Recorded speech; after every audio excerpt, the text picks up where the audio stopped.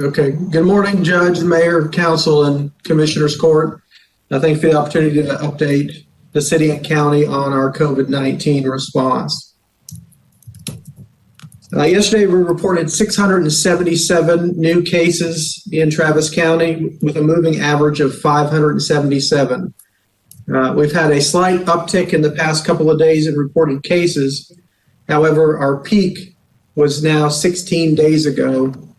Based upon our positivity, our hope is that those numbers will drop again and continue us in a better direction in terms of our COVID-19 situation here. But we'll continue to follow this the new cases again this week. This is a graph of our new admissions in the MSA. Yesterday reported 41 admissions with a moving average of 68. That puts our peak 24 days ago. So again, as you can see, compared to our peak in June and July, it's been a slower decline in terms of the admissions to the hospital, which is our key indicator for staging. But I'm happy to say that it is continuing to go down, and the fact that we've seen several days well below the moving average indicates that this is likely to continue to push down in the short term. This graph is showing three things. The blue is the total hospital beds being utilized for COVID-19 patients. The orange are the ICU beds. The gray are the ventilators being utilized. Hospitalizations yesterday, 510, with a moving average of 538. That included 44 individuals in the alternate care site at the Austin Convention Center. This puts the peak at hospitalizations 14 days ago. So again, still moving in a very good direction and dropping a bit more quickly now. Our ICU utilization yesterday, 151, with a moving average of 157. That puts the peak 17 days ago for ICUs. Our ventilator usage, 103, with a moving average of 97. Again, this has been a bit flatter, and we've seen a slight uptick in the past couple of days, but still the peak 18 days ago. So again, all these metrics continue to move in a positive direction. When we look at what's happening in Travis County, as well as the other metropolitan trauma service areas, we can see that there's decreases across the board. Again, as I reported last week, Austin was the last trauma service area to enter surge triggering GA 31 and 32, and we were the first ones to come out of it. Yesterday, having 12.19% of hospitalizations, or 12.19% of the available hospital beds utilized for COVID-19 patients. You can see Houston is at 17.09%, El Paso 17.38%, Dallas 18.82%, in San Antonio 19.66%. So quite a bit of variability across the metropolitan jurisdictions, but all moving in that positive direction. Again, this is important because we know that COVID travels easily, and we've talked about the challenges that we all face when we see so many jurisdictions facing stress. It's nice to see that all of them now are moving in a better direction. I do want to point out, though, there's been a lot of social media activity talking about symmetry, comparing states that have much different policies and suggesting that COVID just does its thing, and what we do as jurisdictions doesn't matter that much. That's not really true. This is an excellent example of a lack of symmetry when it comes to what's been happening over time across our own state, across these metropolitan jurisdictions. What I'm showing you here is based on DSHS data for active cases by county. Again, you can see that there's quite a bit of variation over time and by jurisdiction. Travis County is the dark blue line at the bottom. We've hugged the bottom of this graph for quite some time. You can see the peak that I mentioned displayed on the right side of the screen and the gentle downward trend. We can see that's not been the case across all of these metropolitan areas, and there's been quite a bit of variability, and obviously quite a bit of variability in policies associated with the COVID-19 response. Similarly, we see a lack of symmetry associated with deaths. What I'm showing you here is deaths per 100,000 population by metropolitan county. Again, Travis County at the bottom of the list in the dark blue line with about 50 deaths per 100,000. You can see there's a cluster between 75 and 100 per 100,000, which includes Harris County, Tarrant, Dallas, and Bexar County. And then you see this cluster at the top with Lubbock County and El Paso County at the top. So again, quite a bit of variability in terms of the impact of COVID-19 on our population based on jurisdiction. This is an update of the projections from UT. Again, these were updated last on Sunday, I believe, so we expect that there's going to be an update today. I'll tell you that our admissions are tracking well below the median line, the blue line that you see here. Right now, that line is suggesting that we're going to drop below 60 admissions on that moving average on February the 18th. I bring up 60 because the modeling indicates to us that once we drop below 60, we would be safe to transition back to stage 4 of our community-based risk. So we'll be watching this closely. Again, we've seen some significant drops in the past few days. My hope is that we will see that drop below 60 sooner than mid-February. But again, these models are based upon the activity that we're seeing, the emissions that we're seeing, and the mobility data that feeds into that. So if we continue those protective actions, we continue to stay home when we can, we continue to limit our interactions with other folks, it will help to drop this quicker and put us in a better situation to drop down to stage 4. And we see a similar trend here with hospitalizations. The median of dropping below 500 is February 16th to 17th. Again, yesterday we reported 510. So the hospitalization actual numbers are tracking well below this median blue line.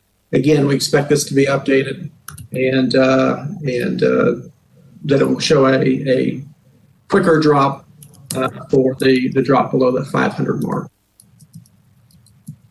We see a similar pattern with the ICUs. The median projection is we'll drop below 140 in the ICU on February 18th. Again, we are tracking below that line now already, so we expect it to be even better by mid-February if we continue those protective actions that have resulted in this downward trend. This is a graph of the hospitalizations by race and ethnicity and by week. You can see that, sorry, this is by age group, my apologies. You see an increase in the 60 to 69 age group, some slight decreases in the 70 to 79 age group and the 80 plus age group. I do also want to point out that there's an increase in the percentage of the 20 to 29 age group that we reported last week.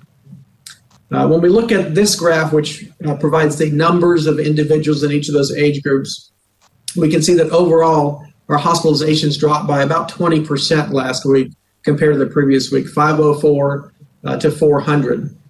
We see that significant drop, 107 to 73 in the 80 plus age group, 108 to 83 in the 70 to 79 age group, and relatively the same numbers in the 60 to 69 age group, 86 to 87.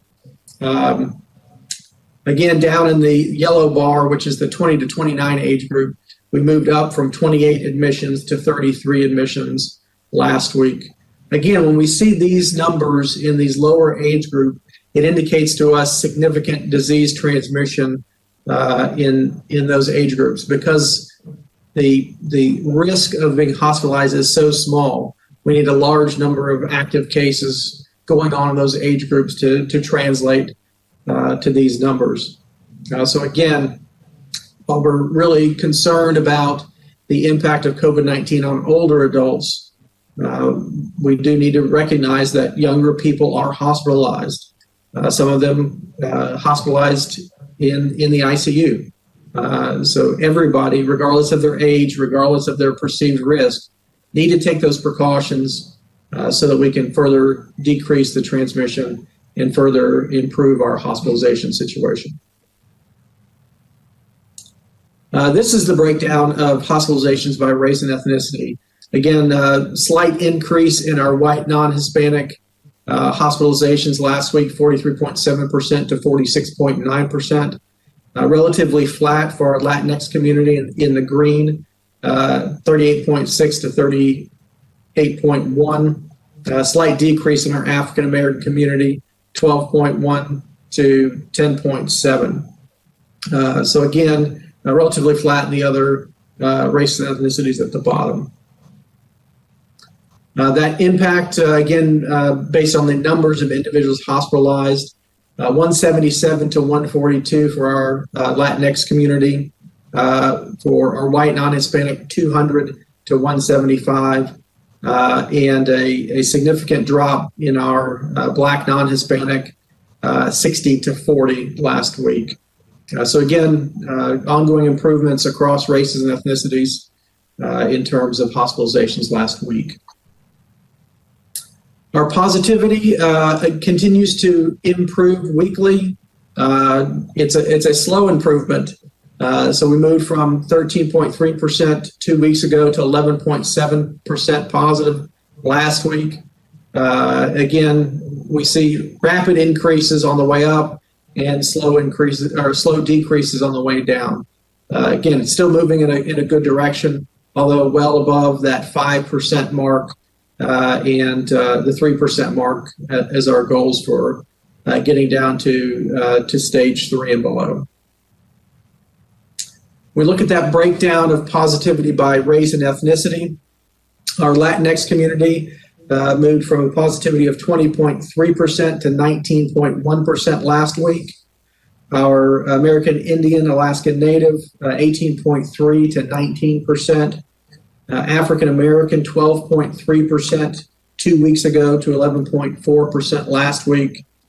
Our Asian American population, 9.3% to 12.1%. So an increase in that group. And our white non-Hispanic, 11.0 to 9.7%. Again, all of our race and ethnicities are well above that 5% mark. So we have more work to do. But again, those protective actions, the masking, the distancing, the staying home if you can, are all helping to contribute to decreasing transmissions. Similarly, we see decreases across our age groups. Our 80-plus age group moved from 19% positive 2 weeks ago to 13.8% last week. Our 10 to 19 age group, 16.0% to 13.5%. Our 50 to 59 age group, which is the highest positivity by age group this week, 15% down to 14.1% last week. So again, improvements across those age groups. We have to continue those efforts as they are all well above that 5% mark. And when we look at the breakdown of that, those younger age groups by high school, middle school, elementary, and preschool, we see the breakdown here. Again, high school and middle school above the community positivity, 11.9% for high school, 13.1% for middle school, and our elementary and preschool slightly below that community positivity, 10.6 and 10.3%. This is a a table of our reported cases from school districts. A total of 183 students reported positive cases into Austin Public Health last week, 105 staff, and then one visitor to campus. Again, relatively steady in terms of the impact on our schools, at least in the reports to Austin Public Health, a total of 289 cases in the last week. When we look at the quarantine, again, we see the substantial impact of these close contacts in the school setting. 1,834 students, 343 staff, 2,177 total. Again, Director Hayden may talk later, but we have been prioritizing our 1B teachers so that we can put our schools in a better situation to maintain continuity of education. We will continue those efforts in the coming weeks as well. Some slight improvements in our nursing home. Cases 273 in the past 14 days, 620 in the previous 28 days. Again, as we've been talking about for many weeks now, as we see decreases in the positivity in the community, we will see decreases in cases associated with nursing homes and assisted living facilities. So again, we want to continue to push those trends down and protect these most vulnerable members of our community. Briefly, our flu reports continue to look good, 1.25% positivity last week, 1.08% overall. Less than 100 total positive cases reported to Austin Public Health for flu this season, with more than 6,700 tests being performed.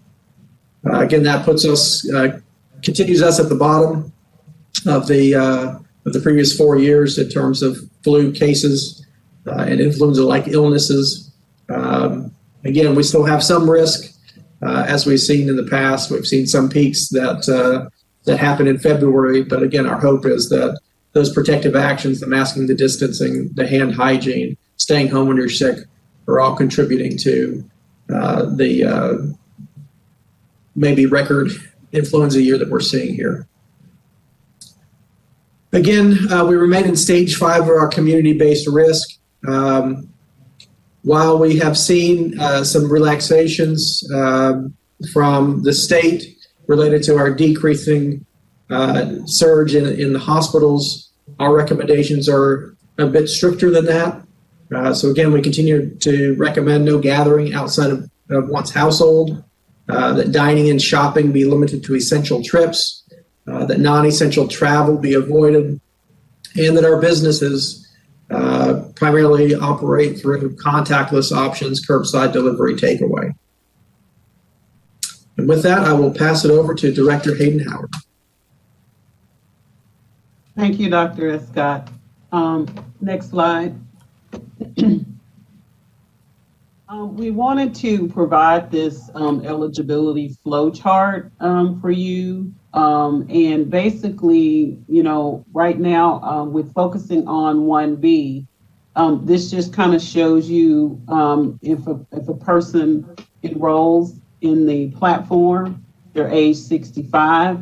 It does let you know that it is time for you to receive your vaccine. In addition to us focusing on people that are over age 50 with a medical condition and has been disproportionately impacted by COVID. That group of people, it is also time for them to receive the vaccine. However, we know that we are definitely limited in the number of vaccines. And so it's going to be important for folks to know that we're definitely putting people on a wait list. And when more vaccine is available, we will be reaching out to them. Next slide. This just gives just an update of where we are with vaccines.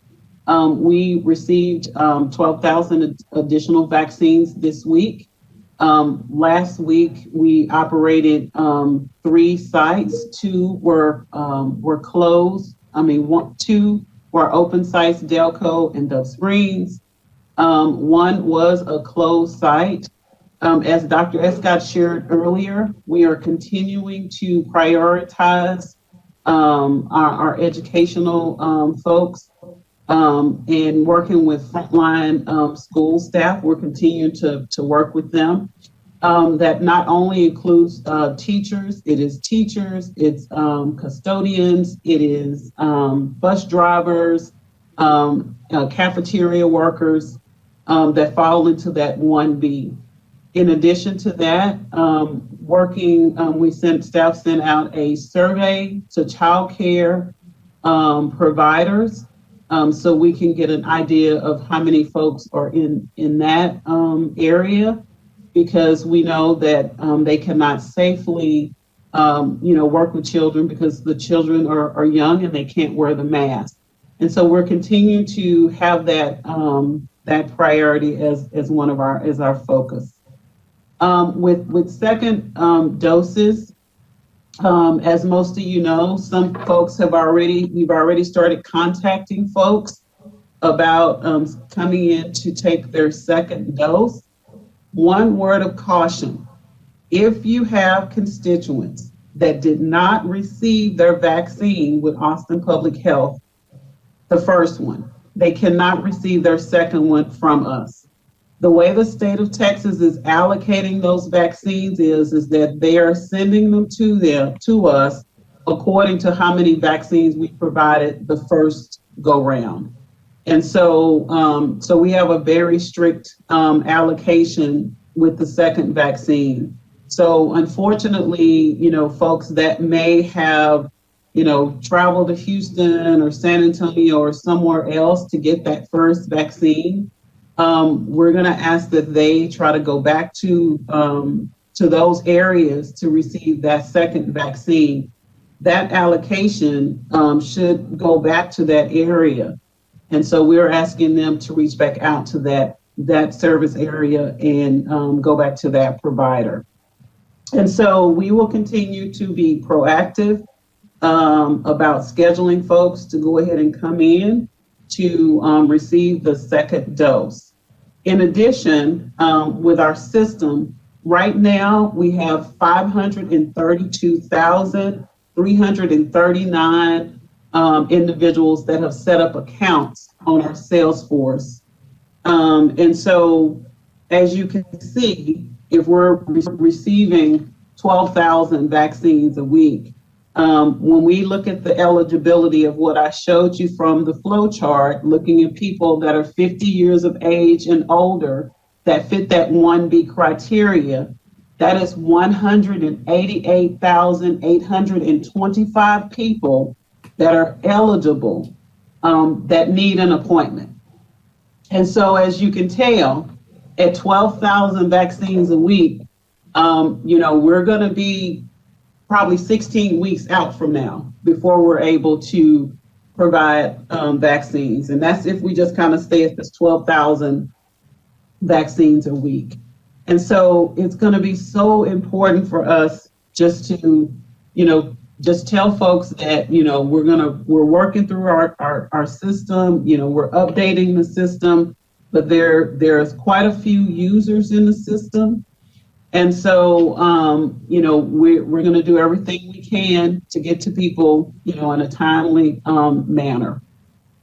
With our mobile vaccines, we've started our conversations and are looking at what that mobile vaccine team would be. So when we're still within the 12,000 vaccines per week, we have started to have conversations with providers. We had conversation with the housing authority. And so what would happen is that, based upon the feedback that we receive from individuals that are seniors or people with a disability that would prefer to have the vaccine provided at home, we are going to start that process later on this month. The other change with appointments is on Tuesday and Thursday only. Those are going to be the only 2 days that we are going to release appointments. I understand that folks are concerned and they're checking the website every day. So we're moving to a place where we're only going to release appointments on Tuesday and Thursday of each week. If things change and we get more vaccines, then of course we will release more appointments. Next slide. We are very grateful for the call center partnership. On the agenda for today with Travis County Commissioners Court is an MOU agreement with the City of Austin. And so Travis County staff were trained on yesterday. We're going to continue doing additional training, but they are going to help us with outbound calls to assist folks with registration. And then they're going to notify others and provide them an appointment. And so if this is approved today, this will be in effect until the end of March. And so this is going to significantly help us with individuals that may have had challenges with registration or have questions about, I've registered and I don't have an appointment. And so they're going to be calling staff and they're going to call residents and have that conversation with them, make sure they have what they need. But then each week we're going to be able to provide some appointments to them as well. Next slide. When we kind of look at priorities that Austin Public Health has, these are our priorities and areas that we are definitely going to continue to focus in on. Our goal is that every week we want to, whatever allocation we have coming in from the state, example, we've been receiving 12,000 vaccines. The goal is to continue to get those vaccines out in a fast, efficient, and effective way. We want to make sure that we are getting our data entry into the state system and any reports that we have that need to go back. In addition to that, we must make sure from a diversity perspective that we are reaching people who have been disproportionately affected by COVID.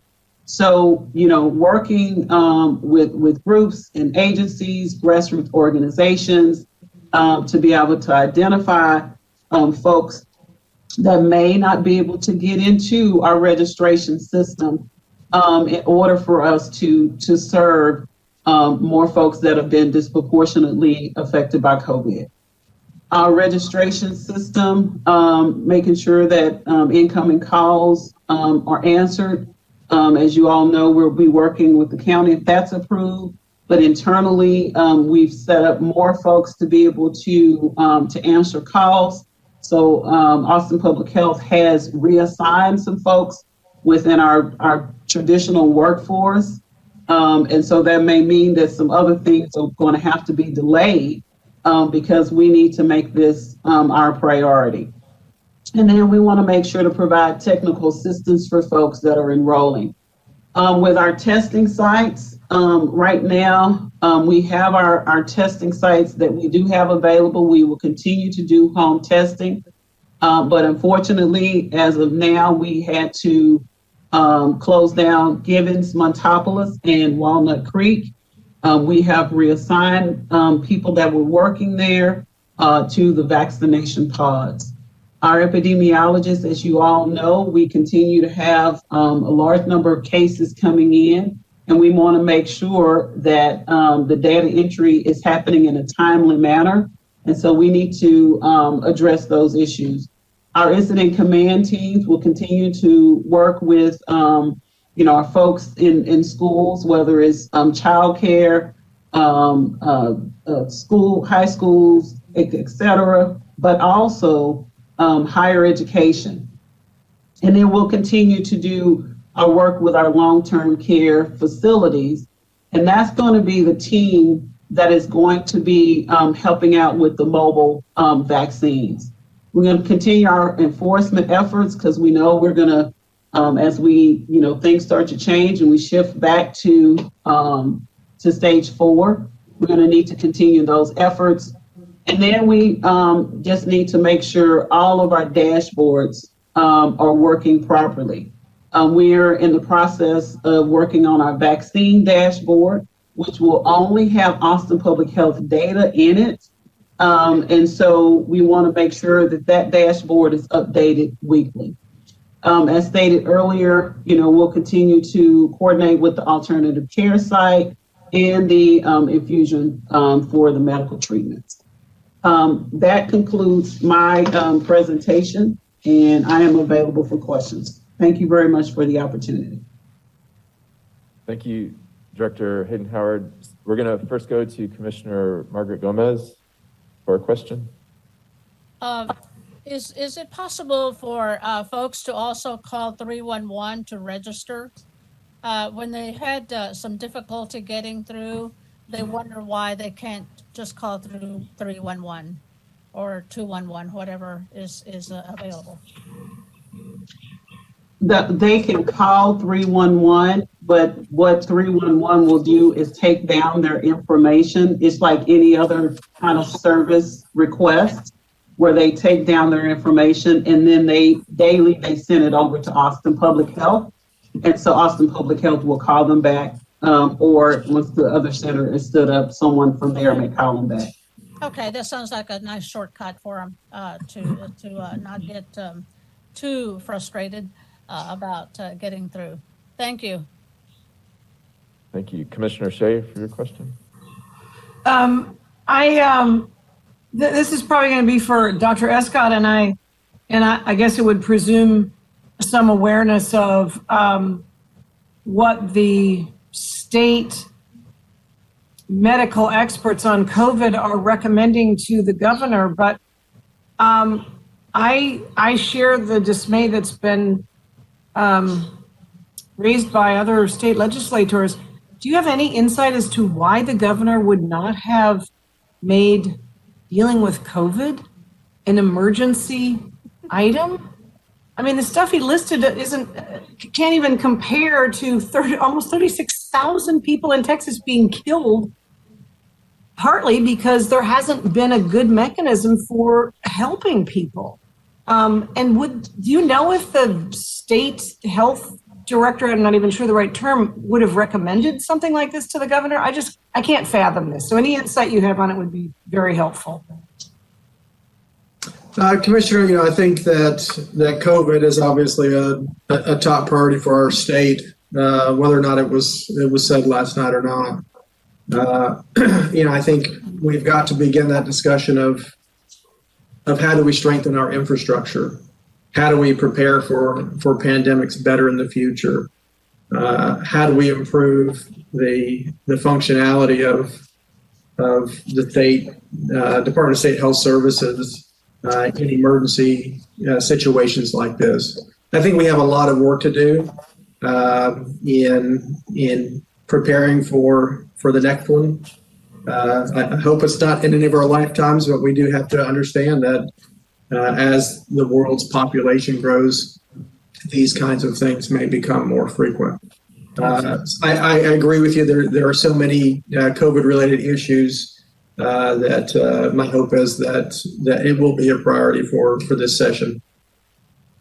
Thank you. Appreciate it. Thanks, Commissioner Tremillion. First, I want to thank you for all the hard work that you've done. I know I've called you guys early in the morning. I've called you guys late at night, and you've always responded and tried to work with us. So I want to thank you for that. My question is how quickly or whether we can build a specific plan that will allow us to organize around community institutions in East Austin and in the Eastern Crescent.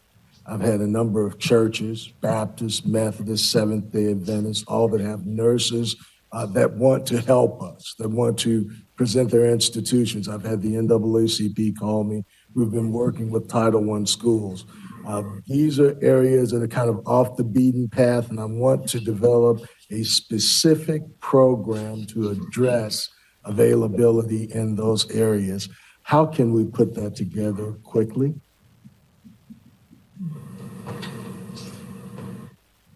I'm trying to understand your question. Is the question to put together I can ask it better. Okay. I've got Okay, thank you. churches that want to that want to be places where community members can come. They're trusted community organizations, and they want to be helpful. I know that we've got centers, and oftentimes centers have long lines.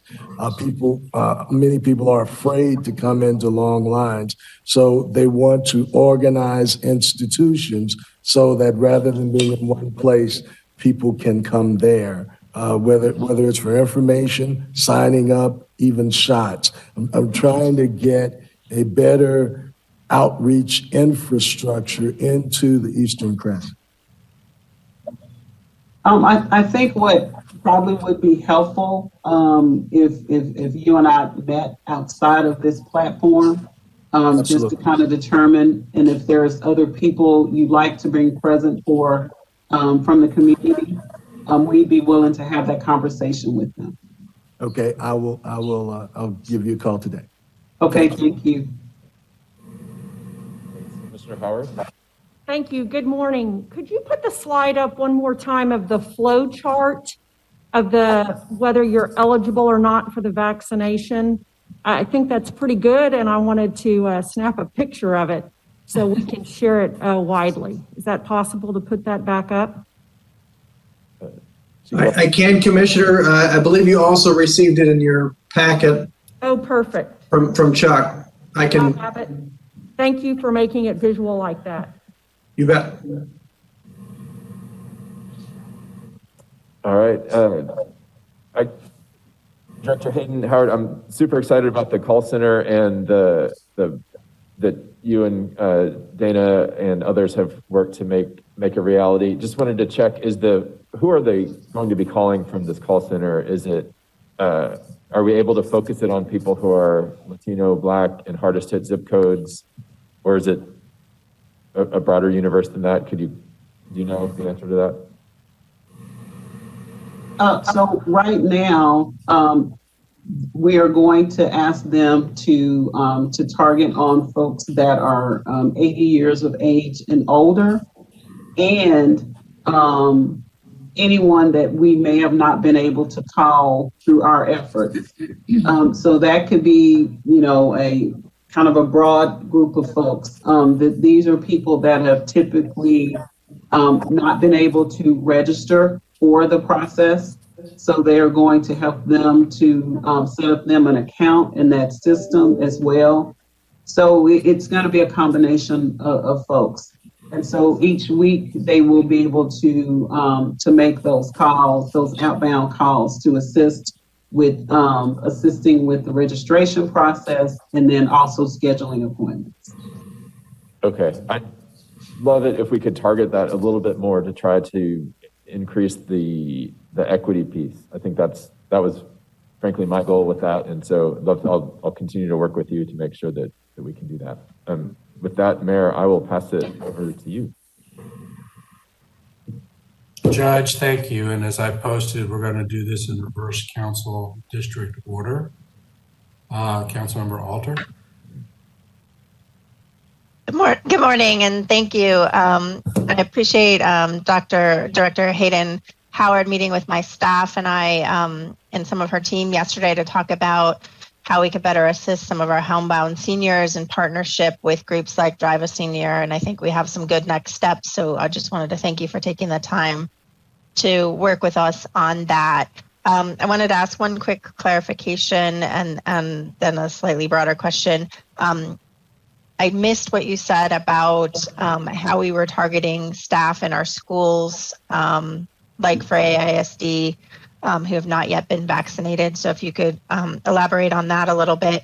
And then, as we still hear, there's different components of the registration process, which are proving frustrating. And there is a piece of it that is still that, technology, when you register and then we have people who keep fishing for more appointments. We still need to fix that so that folks know once you're in the system. It would be much better if it was just once you were in the system, you were in the queue and you were contacted and there was no option to keep going back and keep trying. to get in, to get your appointment. And then there's another piece where folks are, when they are going back for their appointment, they have to keep re-entering everything that they've already given before, and that's proving frustrating. And so I wanted to ask if you could speak about how we are working to improve those processes, given especially, as you just said, that we're going to be 10 to 14 weeks just with 1B at this point, so people aren't spending that entire time trying to game the system and get in. Is there a way in motion that would fix things? So the first question was about the education priority. Our goal is the 1B population in schools, period. So it is public school, private school, and charter schools, where we are addressing that area for 1B, folks that meet that criteria. The second question that you asked, what we think is going to help is we are only going to release appointments on Tuesday and Thursday only. Any other days during the week, they do not need to go looking for appointments because we're only going to release them on Tuesday and Thursday. I think the other question that you have, that is a part of our screening process. We're asking them questions when they go back in to register for an appointment. It is questions that we've received from the Texas Department of State Health Services. Is asking them, have they had COVID? Because they could have registered last week, and since then they may have had COVID. So there's screening questions that we must ask them, and then they're able to schedule an appointment. But in addition to that, we still ask them when they get to the location, because there may have been a day or so that have gone, but we still have to ask that question. And so those questions we will not take those away because they're a priority that we ask them that. And so I think that the change of Tuesday and Thursday only is definitely going to help the population.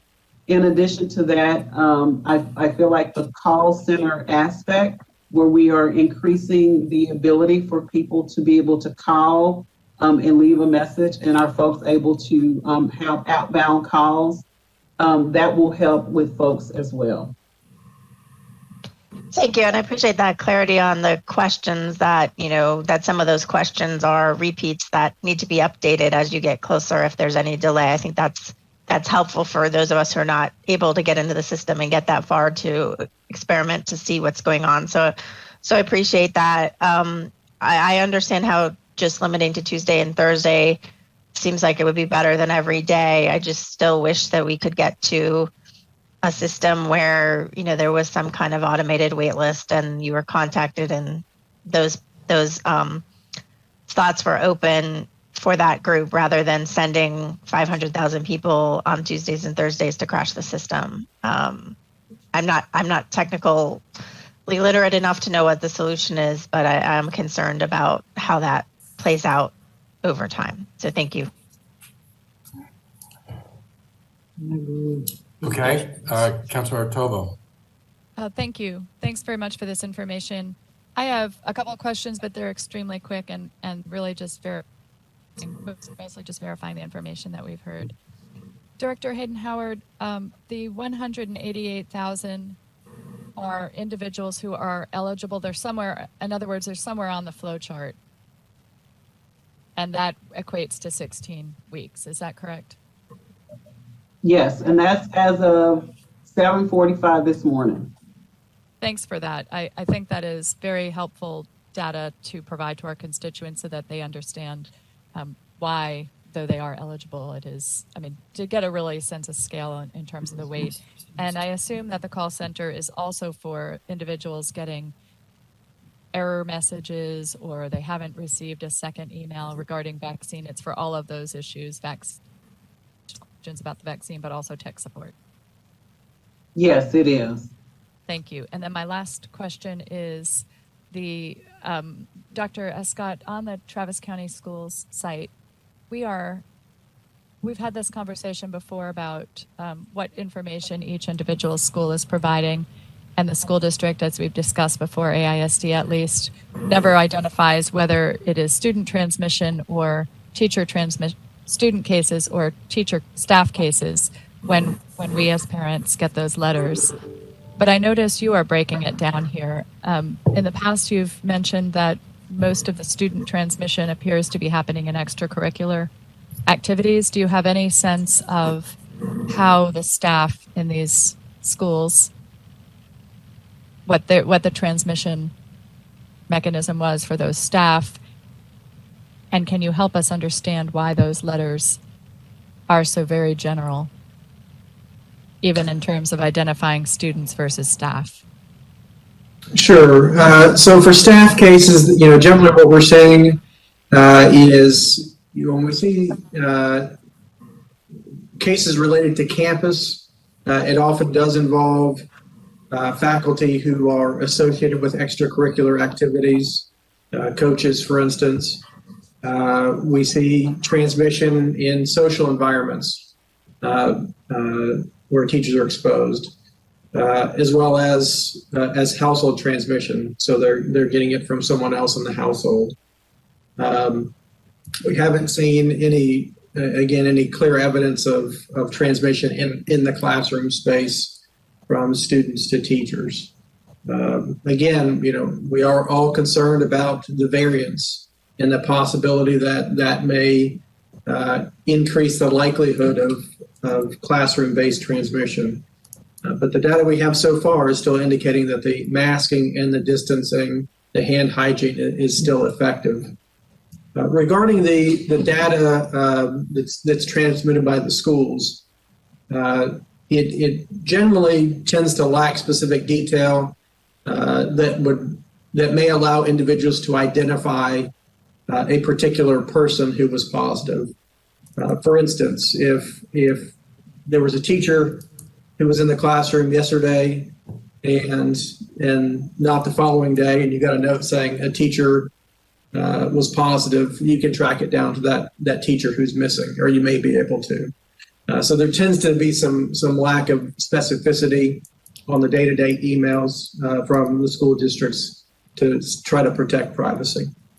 Thank you. Yeah, no, it's always very general, and I've noticed some other states are providing more specific information about the kind. But thank you for explaining. Thank you for addressing the question of cases within the teacher population. Thank you. Councilmember Ellis. Thank you. Dr. Escott, can you tell me if the testing that we're currently doing is able to pick up the different types of variants that have been reported, or is there a new process for having new testing?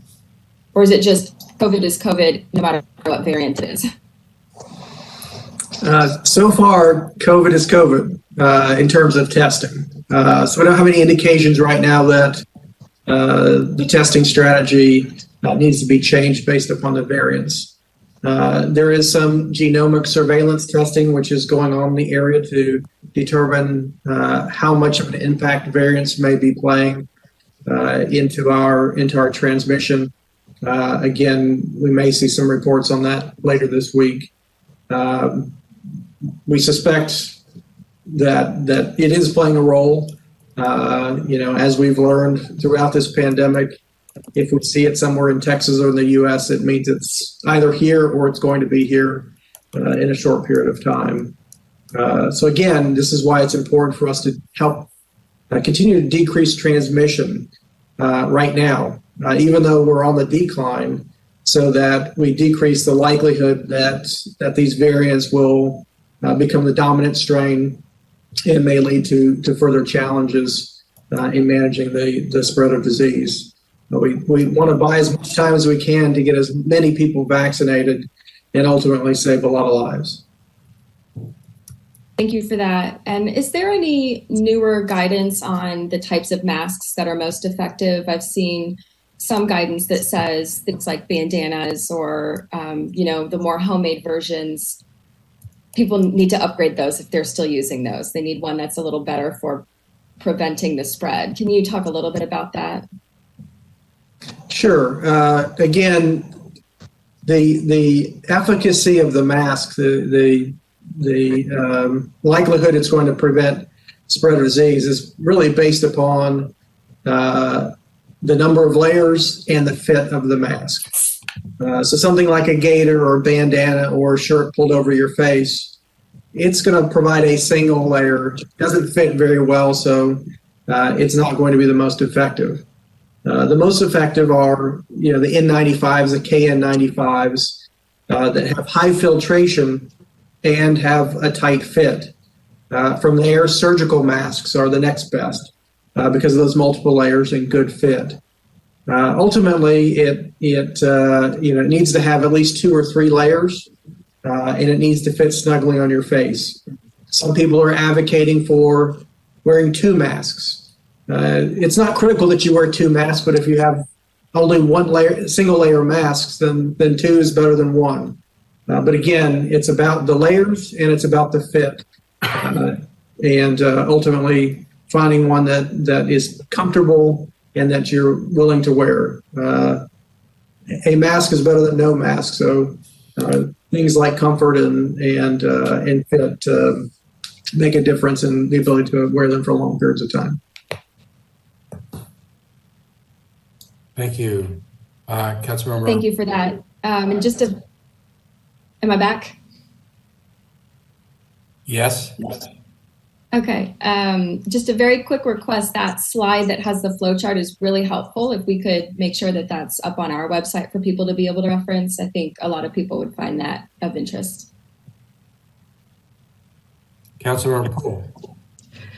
Thanks. No questions today. Just a huge debt of gratitude one more time to our staff who are here today, and in addition, especially to the ones whose faces we're not seeing here today. This isn't easy. We've been at it for almost a year. There's plenty of people in the community who would like to criticize or take pot shots or say things about motivations or the work being done. And I just want to lay down a really strong foundation to say that the work that's being done by the city and the county here and our employees has been phenomenal. It has been diligent and it's continued, and especially the good attitudes that you all project, the calm reassurance. I think more than anything, well, actually the calm reassurance plus those graphs with the with the trend bending downward are what our community wants to see, and that will lift our spirits and push us over the finish line. So that's it for me today. Just a heartfelt and genuine thank you. Thank you. Councilmember Kelly. Thank you, Dr. Escott and Director Hayden-Howard, for all the work that you're doing. And I echo Councilmember Poole's sentiments. My question changes gears a little bit. My understanding is that the Travis County Sheriff's Office reported its highest new COVID-19 case count to date among inmates at the jail this week, 49 cases with 46 last week. Thankfully, nothing serious. But I also understand that quarantined inmates are in single floor, and all inmates who are new there are held in single occupancy cells for anywhere from 10 to 44 days when they enter a facility. We know that isolation can be terrible for wellness, as well as we want to avoid the spread of COVID, but can you speak to that choice of single capacity cells in terms of a holistic approach to inmate wellness, as well as to what steps we're taking to ensure the health of that population?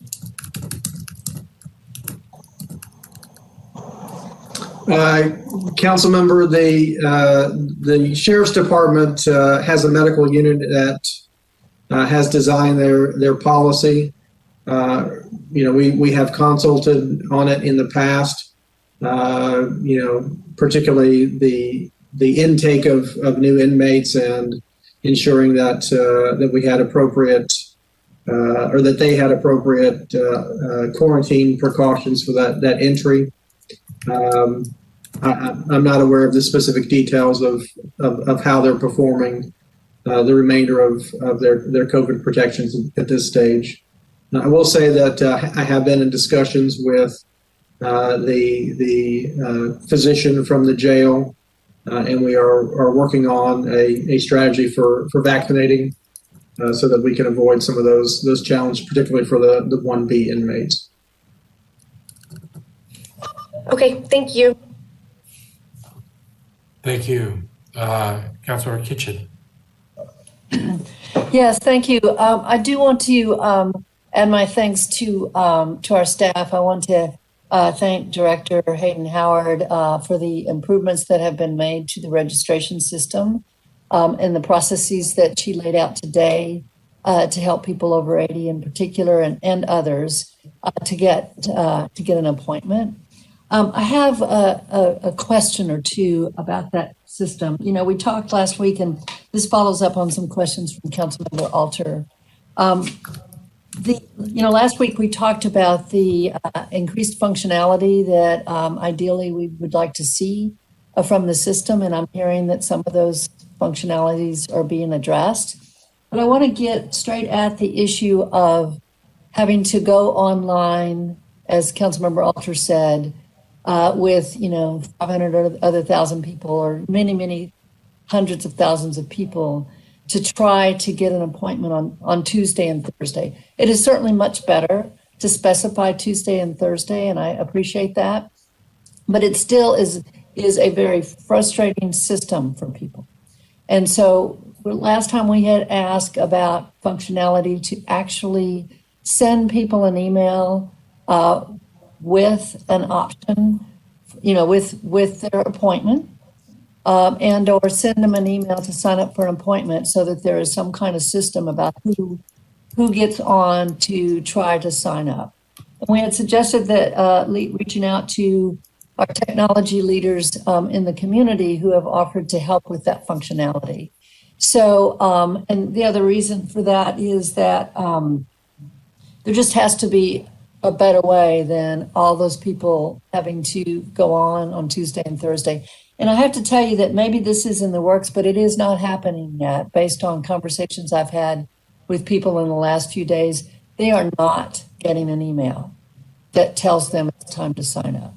So maybe that's a new functionality that's going to be occurring next week or in the next few days. But I have to tell you, it is not happening now. So my question to you, Director Hayden-Howard, is are we working towards, is the city working towards the functionality so that when people get registered, they receive an email that says, here is your appointment, and they do not have to go on and compete with hundreds of thousands of other people to try to get an appointment? Are we working on that functionality? We are not working on that functionality. What we have put in place is the ability to make sure that we're able to schedule folks. They do receive an automatic email that says that your registration has been approved and you're eligible to register. In addition to receiving that email, staff have sent out emails, but as I have shared in other settings, is that email is sent out, and when that email is sent out, it's ahead of everyone knowing that the portal is available.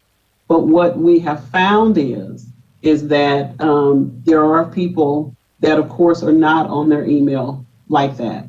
And so that is why we have implemented the call center, because we feel like that's going to be a way to be able to proactively call folks that would like to be called and would like to go ahead and schedule that appointment. And so they will be called in according to, our folks are able to have a time stamp of when they register. And so that is how we're going to be addressing the folks and having the county to help us in that way. That is going to allow us to be able to, one, we like the ability of giving a person a choice where someone proactively calls you and have that conversation with you about scheduling an appointment. And that way you can pick the time that works best for you. We have reached out to, and I want to thank Mayor Adler. He did provide me information last week. And there is a meeting on Thursday with an external consultant to talk with them about the platform. And so we will, our IT folks will have that conversation. But we have to have a system that, one, gives people a choice, because some seniors, a lot of them may depend on someone else to drive them there, as well as making sure that date is going to work for them. We have a very low no-show rate, and we want to keep it that way because it's based upon choice. And so we feel more comfortable with people having a choice of when their appointment is. Okay, one quick follow-up. So if I'm understanding correctly, there are two ways to get an appointment going forward. That's the thinking, is two ways to get an appointment going forward. You can go online and register on Tuesday or Thursday and get an appointment that way, you know, if you happen to get online earlier and ahead of everybody else. Second, you'll get a phone call. Some number of people will get a phone call with an appointment, but not everybody will. And those people that will get a phone call are the older ones. I think, did you say over 80, I think? So am I understanding correctly that going forward, the intent is these two ways, and there is no intent to make it easier for folks so that they don't have to go on Tuesday and Thursday and compete for a spot with hundreds of thousands of other people? There's no intent to try to address that functionality. I do agree with what you're saying, Director Hayden-Howard, you know, about choices, but I'm wondering why we aren't just calling everybody and setting up, why we aren't just calling everybody and setting up appointments, or you know, instead of having people still have to go through the frustration trying to schedule times on Tuesday and Thursdays to try, and then most of them won't be able to get it. So, so did I understand that correctly? That there are two routes. Some number of people will get phone calls with choices of appointments, and those will be the older folks, and everyone else will have to try to on Tuesdays and Thursdays. We'll have to try with everyone else to get an appointment. Did I understand that correctly? Yes, that is correct. Because if we have 12,000 appointments a week, that if we're not using technology to assist us, then I'm going to have a significant amount of people making those calls. And so we make adjustments kind of based upon the call volume and the questions that are occurring. And looking at how we need to increase the number of folks that are answering calls, that are returning calls, that are providing technical assistance. But we know that even though the system has had many challenges, the system has helped us to successfully provide 12,000 vaccines a week. And so we have to acknowledge that it has done some good. We continue to make updates. We will be meeting with the external consultant to see what they may be able to offer us. And we'll continue to work on it as we move along. Okay, my last question then is, and thank you. I recognize that there's continued improvements. I just want us to be the best that we can because of the city that we are in, and to help our residents with the frustration they're experiencing now. So thank you very much. And I'm glad to hear that you will be meeting later in this week. And I would ask you to talk to them about the possibility of a technology solution that would allow that functionality so that people don't have to go on, and thank you for the just twice a week now, that helps. But so people don't have to go on and compete with hundreds of thousands of other people to try to get their appointment. So again, thank you very much and appreciate the improvements that have been made so far. The system has done some good. There's no question about that. The question is simply, how do we be the best we possibly can with the functionality of this system? And so thank you for what you're going to be doing later in the week. And thank you all for the work that you've done so far. Thank you, Councilmember Kitchen. Councilmember Kassar.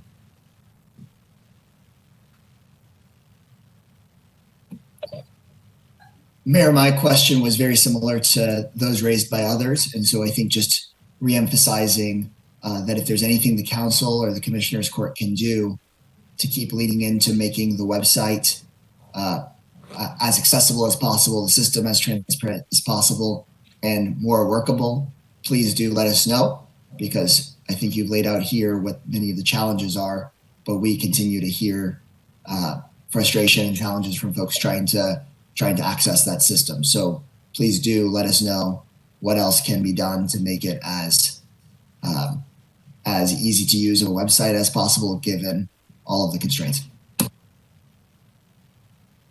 Okay, thank you. Councilmember Renteria, you have any questions? Yes. Get the microphone a little closer. Is it not on right now? It's on, just try to get a little closer. Okay. My line of question is, it's like Anne's. I have friends that are they're taking care of their spouse at home, not trusting nursing homes, and they've been having some frustration on calling in. I already addressed that question, but I just wanted to know, how would these people, what's your recommendation on how they are going to be able to get a vaccine shot, especially if they have someone that's disabled and not able to move and be transported out of the house? The mobile vaccination teams will be able to provide those services to folks at home. And so once we get ready to activate that, we will make sure to send that information out to both bodies. So you will have that information of how to get in a queue to get that service provided at home. Okay, that sounds really great. Do they call? I mean, they've been trying. I have one friend that called and he couldn't get in last week, and I was just wondering if is there a special number that you're going to be setting aside for the people that have the problem with and they need a mobile van coming to their site? Yes, we will. It will have its own number that we're going to use. Yes. Okay. Thank you for that, and please let our office know so that we get that word out as soon as you establish that number. Okay. Thank you. Thank you. Thank you. Councilmember Fuentes. Thank you and good morning. I have a couple of questions, and I did want to make a comment on, I believe Commissioner Gomez raised the 311 call line as a resource for our community. And I did want to flag that it was brought to my attention today that the COVID information that is provided on 311 in the opening queue is only available in English. It is not available in Spanish. And so I realize that falls under, from my understanding, under Austin Energy. So my office is reaching out to Austin Energy to request that the information also be translated in Spanish for those who do call 311. But to the extent possible, if APH can help us in thinking all of those different entry points amongst our departments that our community is relying on or going to for COVID information, that we're being equitable in how we present the information in all of those different channels. And I realize that there are many, and so I hope that the plan addresses that. The other comment, really quick, I just want to make, you mentioned that the Montopolis Testing Center is closed in addition to, I believe, Givens and Walnut Creek Library. For those who are watching this or watch this later, where would they go to get a COVID test? What would be the next location for them? The Dove Springs location remains open. The Lark Center off of Airport and 12th is open. And the drive-through site at St. John's is open. And then the Pflugerville location is open as well. And so the at-home testing remains available. And so we just have a flyer and folks can just schedule that. And so we can make sure that you all have that updated flyer with that information. Those are the locations for testing. Wonderful, thank you. And so my main question is around the call center. From my understanding, we had about 15 operators on our end from public health departments helping answering the call. But with the call center that we enter in with the agreement with the county, how much does that scale our call operations? And also, so in other words, how many operators would that add potentially? And then are we still directing people to that same nursing hotline? And then the other sub question is, I just want to make a distinction from the line of questioning from Councilmember Kitchen for this new call outbound center that we have with the county, should it go through. We're saying that the call center folks will be calling individuals who are 80 years old and over. But earlier I thought I heard that they're calling based on the voicemails that they get. And so is there a distinction of, will there be a list of all 80-year-olds and over in Travis County and they proactively call that list? Or is it we need to be directing 80-year-old residents or senior residents to call that number and leave a voicemail so that they get the call back to make the registration, to make the appointment? Our goal is to be proactive. There's going to be a few things happening. The individuals that are registered and are eligible. So that's the 188,000 people, which, it's about 11,000 of them that are 80 years of age and older. So basically, folks are going to look at who's registered in the system and be able to start calling them back. But we're also going to look at, if they've already registered, when did they register? So we can start calling them back. And that's going to happen through the county site. And that will most likely, when they start to return calls to some folks, I imagine some of those are going to be people that are 80 years of age and older. And so they'll be able to do that as well.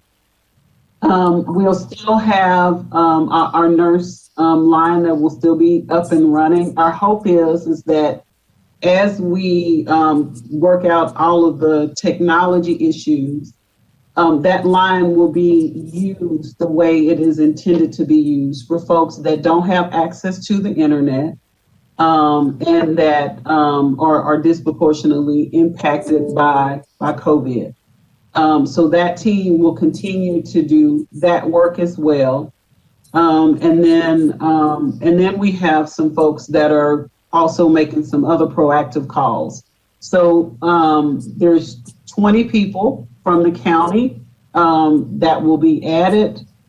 And then we're looking at, in conversations that we've had with 311, they felt like we really need to get to about 45 people on a daily basis.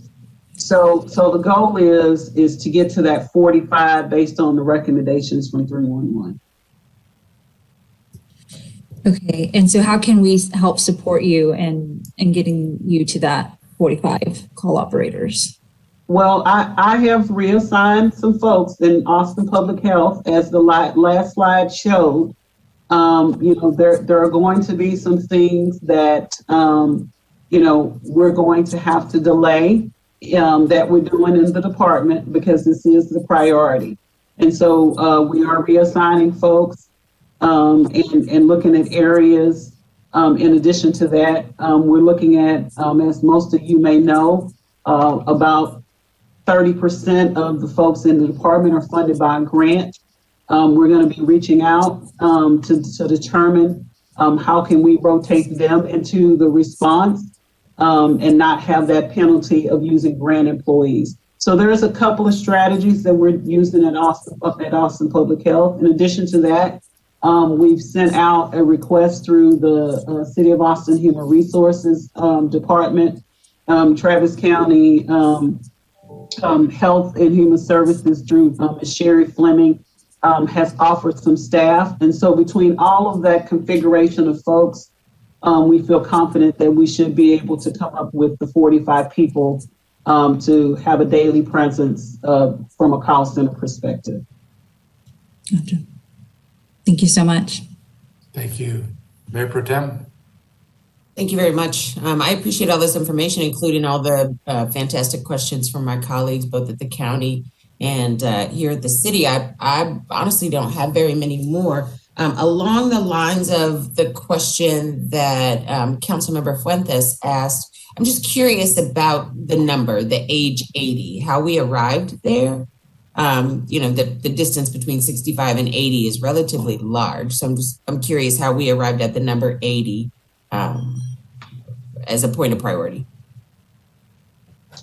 What we looked at is we looked at the people that have been dying in the system, going to the hospital, being on ventilators in ICU. And so that was one of the reasons why going with the age of 80, because the goal is continue to drive down that volume of folks that appear in the hospital and that die. One of the things, as Dr. Escott shared earlier, we're looking at that data as it's trending, and we are starting to see younger people to show up in the hospitals and to die. And so 80 is the number as of today, but as we continue to watch that trend data and we start to look at how we're seeing other populations to be more severely impacted, it is subject to change. And so we're providing this today as a starting point, and it's based upon the data that we've seen in the past. But as we continue to watch the data and even looking at and thinking about the variants that are probably already here in Travis County, these things are subject to change. But it is a starting point for us. Thank you. I appreciate that. And I'm really encouraged to hear some of the things that y'all are already addressing. Much like my colleagues, I'm certain most of the emails we're receiving is about that frustration, is about that lack of ability to really penetrate the system, frustration with the IT component. I'm really happy to hear that it sounds like we're on our way to making progress there. And the calls, I'd love to see that happening more. Some colleagues and I are as you know, working towards some direct outreach initiatives. And so really looking forward to being able to work with you more on that to see what that looks like as well. So thank you for all that you all do. We appreciate you very much. Director Hayden-Howard, again, thank you for everything that you're doing. You have a mammoth task that you guys are dealing with. And again, at the end of the day, the mortality rate in Austin, Travis County is one of the lowest in the country. And if you're looking for a single point of measure that's really telling, the data that Dr. Escott just showed again, while the trends follow similar lines, the area under the lines, which is the count of people that have died and gotten hurt, is so much greater in other cities. Bottom line, I think that's everything is pointed to trying to make that number work, and we're doing really well here. So thank you for your help with that. I do want to hit some of the tech questions too, and I think that a majority of the council now has raised that kind of IT as the primary concern that they have, because that's what we're hearing from people, as you might expect, as people are anxious to get the vaccine and there's not sufficient supply. Everybody's kind of dealing with those systems. Getting out to 12,000 is bottom line a really good number, assuming we're getting it to the right 12,000.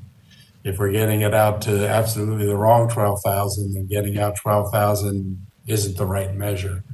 I appreciate earlier in the week you said that you thought by the end of this week we would get the demographic information.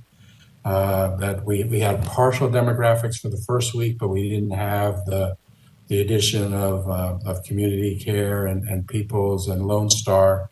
My understanding is that by the end of this week we should have the demographics complete for the first week, as well as the demographics for the second and third tranches of 12,000. Is that still tracking to be able to have that for the community by the end of the week? Yes, but definitely by Saturday, it should be available. That's great, because I think that when we see that information, that'll either tell us we need to adjust what we're doing, or it'll tell us where we are getting to the right people. I have some questions about that issue of getting it to the people that need it the most. So the chart that you had that kind of had the triage thing, I think is also a really good chart. That had 3 different areas where you had the green flag, okay, you're eligible. Do we prioritize those eligible for vaccines, or is everybody that has a green marker prioritized equally in our system? The system is set up like we did for testing. And the way we did for testing is that we have points that are attributed. And so when folks go through and sign up, that's how we get to a place of who is potentially eligible. And so that is how that they are prioritized, but it is very similar to what we did for testing. The basic question differently. When you open up the portal and say, okay, people can go sign up, and there's an email that goes out to people who are eligible, does that email go out to everybody over 65, everybody that had the comorbidities, everybody that one way or another gets to a green marker on that flow chart? Do they all get the same email that says, hey, there are appointments now available, go and sign up? No, it does not go to, it would not go to 188,000 people. They would not receive the email typically goes to the folks that have the highest weight, that appear to be in a position where they are either disproportionately impacted, and we see them in the hospitalization data, as well as being positive for COVID. So in a week like this where we have 12,000 vaccines, do you know about how many people will get an email that says, hey, you can go online now or go online and get an appointment? No, I can't answer that question. Okay. I don't have that information in front of me. That's okay. Just to know that universe, I think would be helpful for the community to understand, because they're eligible, but they're not getting an email. So being able to tell them, even if you're eligible, you might not get the email because we're giving it to the people that need it the most. But just having a feel for that universe of people that get those would be helpful. That's one way we do that. How long before the sign up for the actual appointment does that email go out to people that says, hey, you can go on and get it? We sent it out 2 hours before. And the goal is our hope is that they would be looking at their email. But, you know, we are concerned that they are probably not looking at their email. And so there has to be an additional step in the process where folks are reaching out to them to schedule. And I appreciate that. And that appears to be kind of like the call system plus your staff reaching out. That's where we focus on the people over 80. Of the people that get the email, are we calling all of those people, or are we only calling some of those people that got the email that said, hey, in 2 hours you should go online? We are not calling all of them because that would be quite a few people to call. The calls are more intentional to folks that have said to our folks that they have not been able to register. So that is the other proactive piece that is happening. That is based on information from folks that are partnering with us, that are out there, that are trying to assist them with enrollment and to be on the system. So it appears as if two different groups of people are getting a call 2 hours ahead of time. One are the people that scored the highest, people over 80 that have the most points. They're getting a call that says, hey, you just got an email, and we're following up on that email to say in 2 hours you need to go on in case we're calling you in case you didn't look at your email. And then the other group that are getting called are the people that are high risk, vulnerable people, but have said, we're having difficulty getting registered. And they get a call that says, we understand you're having difficulty getting registered. We're going to register you now and also help you get an appointment while we have you here on the phone, because you're not having the ability to be able to do that. So having a feel for the kind of the universe, the numbers that you're reaching in both those would be helpful information for us to be able to explain to the community what it is that's happening. When we open and so I'd appreciate that information. When we open the portal, that 2 hours later, do you know about how long that portal is open before the 12,000 appointments are taken? So we do not put out 12,000 appointments out at a time. The reason why we selected a Tuesday and a Thursday is because we schedule so many appointments on a Tuesday, Wednesday. We have to take inventory of the vaccine that is left, and then from there, more appointments are put out. What we have been seeing is that those appointments are pretty much, they're filled within a couple of hours. Okay, so they get about 2 hours notice, they get a call, and then there's about a 2 hour block when they're able to be able to get in. That's also helpful.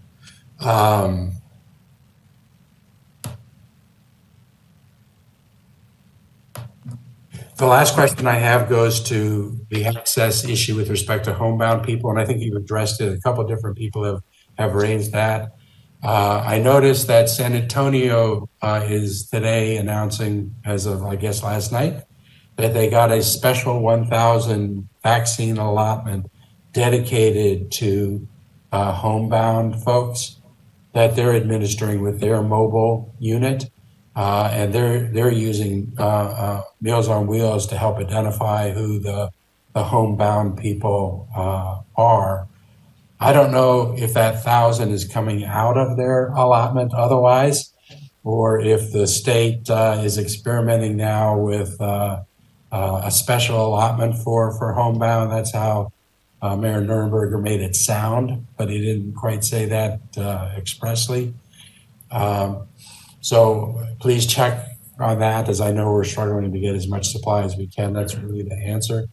Do you know when you anticipate activating our homebound delivery? And then how do we identify the people that we'll be offering that homebound service to? So we're anticipating to be able to set that up no later than the end of the month for it to be like fully functioning. And so the goal is that we're really trying to make sure ahead of time that we're having conversations, working with our Commission for Seniors. There are several nonprofit organizations that are going to be working with us, sending us lists. We did meet with the City of Austin Housing Authority. They've identified 5 properties that they have and the number of residents there. We do need to get that information from Travis County as well.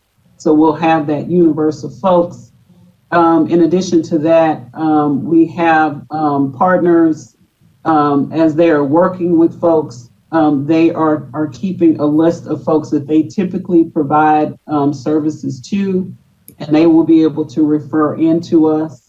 We'll also be working with our Park and Recreation Department as well, because they have a senior program. And then lastly, our hope is that once we have the flyer available, we will put that out to the public, so the information is out there and they are able to schedule so we can start providing those services. Great, thank you. If there's anything that we can do to speed up that process sooner than the 28 days from now or 20 days from now to get that done, that's such a prime group of people that are among our most vulnerable. So anything we can do to help push that along, let us know. Judge Brown, I will turn it back over to you. Thank you, Mayor. We'll go to Commissioner Gomez. Do you have another question?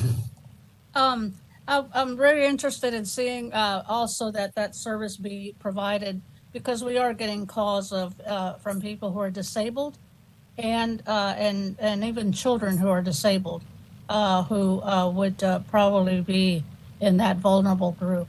So I'm very much interested in staying in touch on that. Thank you. Thank you, Commissioner Gomez. Commissioner Shea? Thanks, and really appreciate all the work that everyone's doing. Will the Tuesday, Thursday sign-up start today?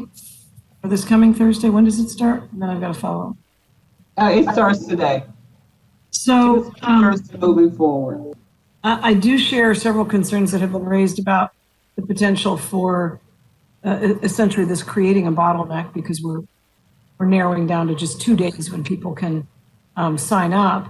But if people have trouble getting through on the registration, should they call the 311 number so that they get on this list that will get called back? Or what number is it that they should call if they're having trouble? Right now, we are saying 311 because what they will do is generate a service call, and then they will send that over to public health. They send that over to our staff every day. Okay, perfect. That's very helpful, because what I'm hearing, and I think a number of people have also expressed this, is people aren't even getting an acknowledgement that their registration has been received. And so they go for a long time not even knowing if they're on the list. So I'll certainly communicate that once you've registered, if you think you've gone through all the steps properly, but you're not getting any sign or recognition or acknowledgement that your registration has been successfully entered into the system, you should call 311. I mean, that seems to me like the only way they're gonna be certain that they get in the system.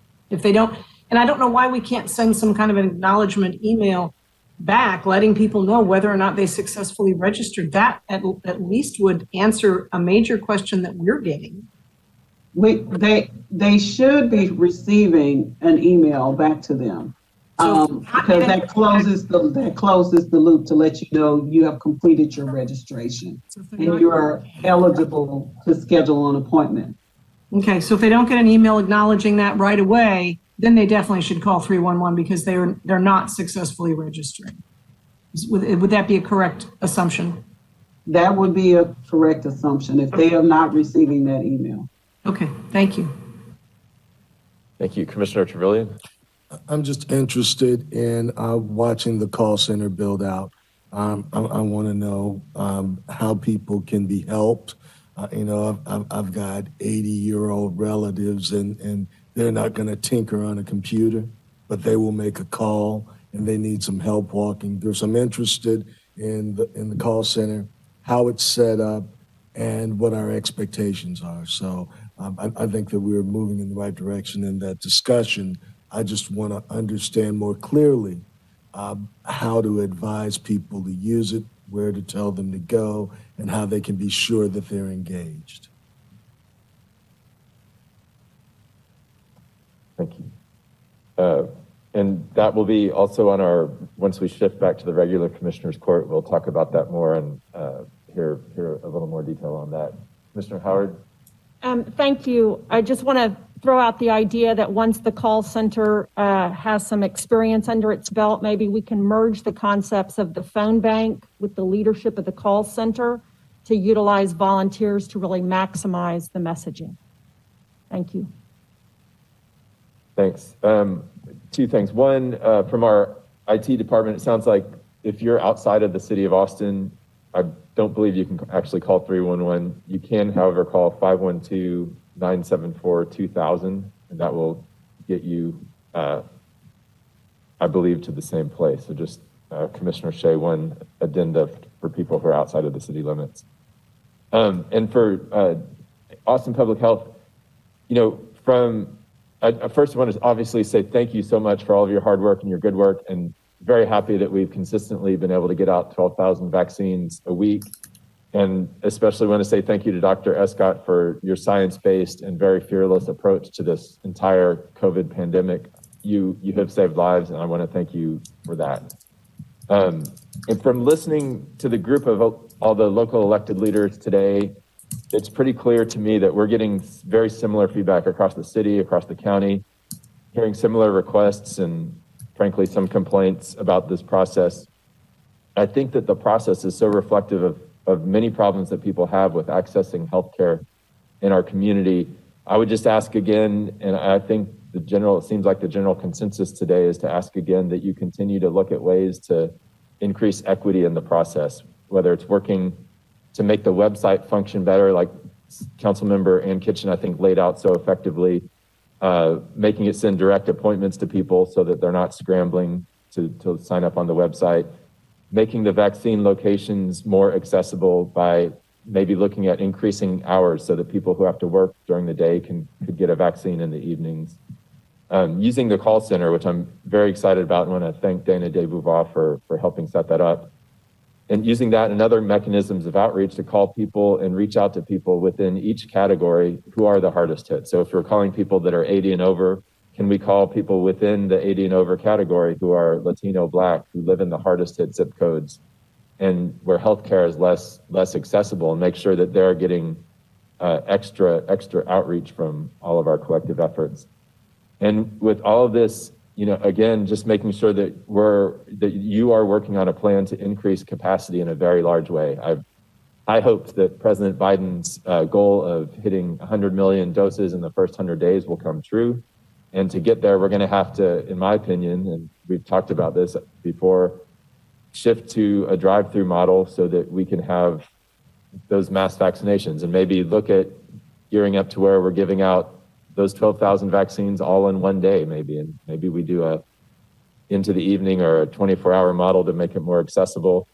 I know we have great options at the Expo Center, at Circuit of the Americas, at other locations, and I would just love to continue working with you and everybody on making sure that we have a plan to ramp up the vaccines in a very large way, like they've done successfully in like Denver at Coors Stadium, for example, or Coors Field.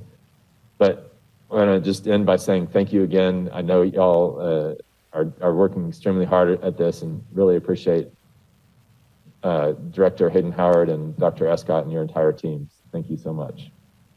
And I will pass it back to you, Mayor.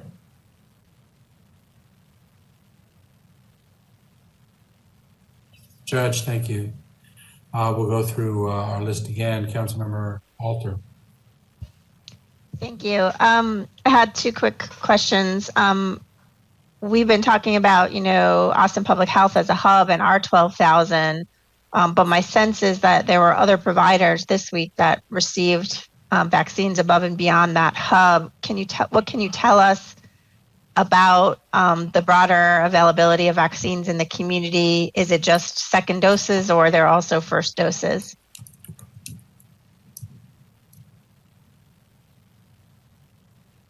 There were a couple of other entities that received vaccine this week. One was the UT Health at the Bell Medical School that received 1,950 doses. Community Care was the other partners to receive doses. Beyond that, there really wasn't many other providers who received that. Councilmember, I'll point out there is a new website that is co-hosted by the Texas Division of Emergency Management and the Texas Department of State Health Services. It's an interactive map that's much improved from the initial version. It has red dots for places where there's not vaccine, but there are providers. Blue dots means first dose is available. and white dots are for hubs. Each one of those dots has the name of the location, the address, and the website link to sign up for vaccine. So that's the best and most up-to-date dashboard for determining other places that may have vaccine availability. Thank you. And then my other question, goes back to, we have among our most vulnerable populations, we don't have the digital access or the digital literacy for the system that we've set up. It's my understanding that even with the call center, the first group that's going to be called are the 3,400 folks who are 80 plus who have registered. And that's a doable number given the numbers we're having to get through and to help those people. But then we have the whole host of group of people who are homebound, who are 80 and plus, who don't have somebody who's been able to navigate the system for them to even get them registered, or who are not able to follow up on their email and go through the system. And I know that, in my conversations, we've talked about several ways that we could identify some of those people using some of the partners that are out there, recognizing also that not everyone who's in that situation is working with Meals on Wheels or Drive a Senior or Family Elder Care, et cetera. But how are we, is the call center going to work with people who are not yet registered? Let me just clarify that. The goal with the call center will be separate from the group that is working to reach out proactively to folks that don't have access to the internet. The 972-5650 number is the dedicated line that is for people that don't have access to the internet. And so our goal is that we're shifting people from calling that number and being able to use it as it's intended to be used. So in the meantime, we have partners that are sending us information of folks that don't have access to the internet that our folks are calling. So all of this is kind of happening all together. So that's where we get to the place of the 45, because we need to have the people at the county that are working on the list from the registration perspective. We have to have our folks that are able to answer the 972-5650 for folks that don't have access to the internet. And that's all happening through the same call center? Yes, it's all. So all of those things are happening from the same group of people, the different streams. So you'll have some people who are working on calling folks who are in your high priority group for whatever week you're in, because hopefully we'll get through that first batch. And they're calling people who have registered and helping them to get to their appointments who've been identified in the highest priority group. And then there are the folks who are getting people who are having trouble registering via the internet to do so via phone, either because they've reached out and said they're having trouble, or because groups have identified we have these seniors that need help. Is that correct? And they're not just seniors. They're people who don't have access to the internet, so they don't have to be over 80 years of age. They're just individuals that don't have this kind of access. Great, thank you for the clarifications. Okay, Tovo. Thanks to our staff, and thank you to colleagues over at the Commissioner's Court as well as on the dais. I think the questions today have really been very helpful. Manager, last week I asked, I think it was last week, I asked that we get in our offices specific contacts for different kinds of issues. And I'm just going to reiterate that request. I think it would be very helpful if in today's email to council, we had a specific contact for website challenges that our constituents are facing, a specific contact to whom we should send names of constituents who are without computer access, who need to be among that group that staff are calling, a particular contact for feedback on 311. I know Councilmember Fuentes said she's in touch with AE about 311. We've sent our 311 feedback that we're getting from constituents to other city staff. You know, it is not at all efficient. In my opinion, it's not at all efficient for me to be forwarding some of these really particular technical issues that our constituents are experiencing to Director Hayden-Howard. That's not a good use of her time. So if we could really get that information, I would say within the day, even if it's 3 or 4 very specific issue areas, that would be helpful. I know all of very particular information from our constituents about, you know, when I plug in X, I get into this loop and then the appointments are available, or I'm getting this particular, you know, I think that if we could forward on as the improvements are made to the website and to our call response system, I think this particular really specific information would be of help. And along those lines, as several of my colleagues have mentioned, we do have offers from our tech sector to be of assistance in this. And if I could know whom to forward those to, that would also be really helpful. And thank you. You know, I want to thank the constituents. Not all of us can access the registration system, as one of my colleagues said earlier. And so those constituents who are taking time to really write out their path and explain exactly what is happening when they hit certain buttons, that is really valuable. And I want to make sure that feedback and the suggestions we're receiving and the offers of tech help are making its way to the right system. This is an enormous challenge for our city. I appreciate the frustration that many in our community are experiencing, but would just echo, you know, this has been an enormous challenge, and I really appreciate the work of our public health. I hope that they're being supported well by our CTM staff and our innovation office and the other really talented folks we have at the city and county. Thank you. I think it's Councilmember Ellis. You have a question? Thank you, Mayor. I wanted a little more information about how people who work in restaurant or retail might end up in the flow chart. We know the first responders obviously, you know, need to be very high on the list, but there's a lot of people who need to interact with the public that may not be able to stay home, and I wondered how they factor into the timeline. Councilmember, the state has not designated a 1C list like the CDC has. We expect for that to come out in the next several weeks. And once they do that and specify groups that fall into that category, then we will transition plans or adopt those new plans and focus on some of those essential workers.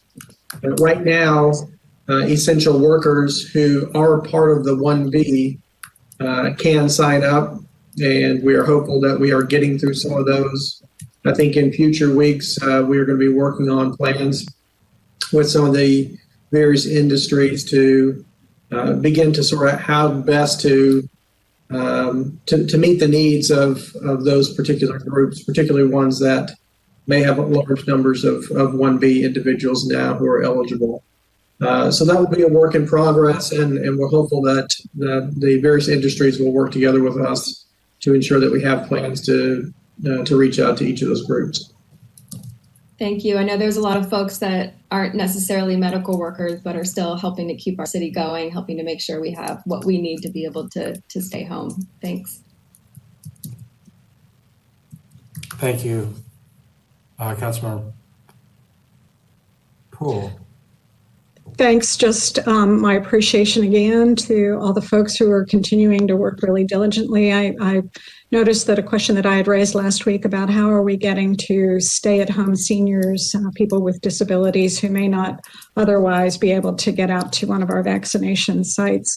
How are we getting to them? And it sounds like we have a plan for that. And I think that's a pretty good pattern. We raise questions in these sessions, and then shortly after they're raised, they're either answered or we know that staff are working really diligently in order to solve the additional challenges that we're confronted with. So just again, a very strong appreciation for everybody, including all the communities within our community for your diligence in following what the recommendations are, and also for the patience and the determination that you also are exhibiting in order to keep yourself and your family and friends healthy and safe. Thank you. Councilmember Kelly. I don't have any further questions. Thank you very much for all the hard work that you're doing. I'm very thankful to be included in the conversation, and I know that the community is also thankful for being able to hear more insight on how APH is working on this critical time. Thanks. Councilmember Kitchen. Thank you. I have one follow-up question that I wanted to ask, and this relates to our healthcare workers who are caregivers in the community with elderly and people who need additional assistance living in their homes. And could you just speak to where they are in the priority list and the extent to which they may be included at some point in the efforts to call and reach out to people?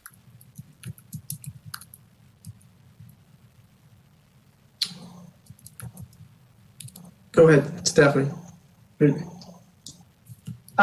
We want to just share with you, Councilmember Kitchen, that the folks that are at home that are providing services to a senior are considered 1A. And so it's important for them to reach out to us because we would want to get them scheduled. One of the things that we did talk with one of the agencies about is once we start the mobile process, they are going to count the number of, and this was a conversation I had with HACA, they're going to count the number of caregivers that they have that are working with the seniors that are disabled and or seniors living in their properties. And they're going to give us a count of those people. And so that way, when we come out to provide the vaccine, if the caregiver is there, we'll go ahead and provide the vaccine to them and the caregiver. But they are considered to be 1A. Thank you. So just one quick follow-up. So that's how what if the caregiver is not there at that location at that time? You know, a lot of seniors may have more than one caregiver, particularly if they're a senior living at home that need care fairly often, or in some cases even 24 hours. Is there a process for connecting with the caregivers, all the caregivers that a senior may have, or perhaps a process for connecting with the services that that caregivers work for and then are connected to seniors? What's the thinking in that instance?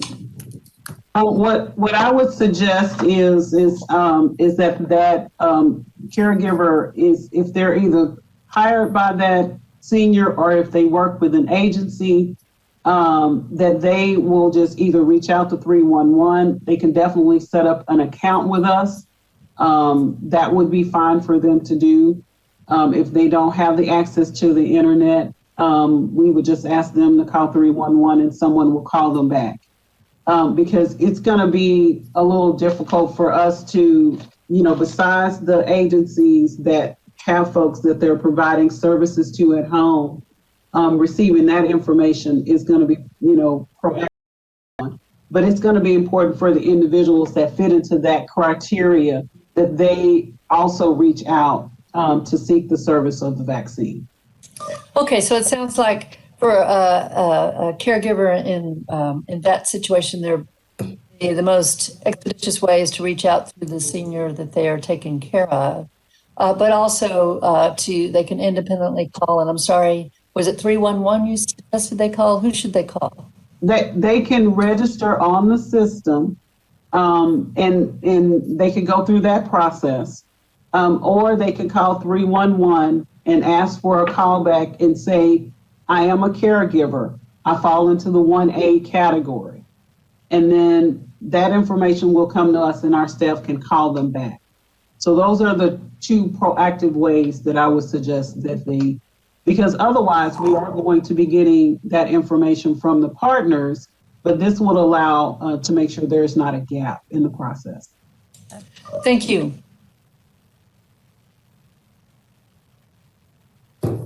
Okay, Councilor Kassar.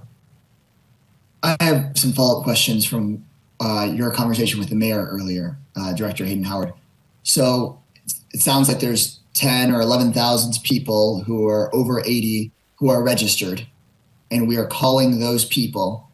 When you're calling them, can you clarify, are you calling them and registering them for an appointment, or are you just calling them and letting them know that appointments are going to open up soon?